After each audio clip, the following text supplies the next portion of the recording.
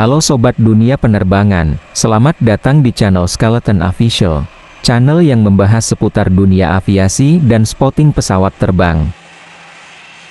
Video kali ini kita akan melihat suasana penerbangan siang menjelang sore hari di apron Bandar Udara Internasional Sultan Iskandar Muda, bandara terbesar di ujung Pulau Sumatera yang menjadi pintu masuk menuju Serambi, Mekah.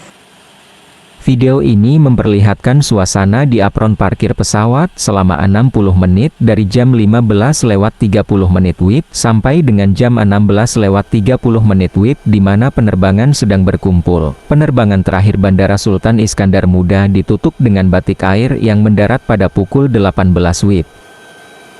Semoga video ini memberi hiburan buat sobat pencinta penerbangan. Yuk kita lihat videonya sampai selesai. Tinggalkan kritik dan saranmu untuk perkembangan channel ini ke depan.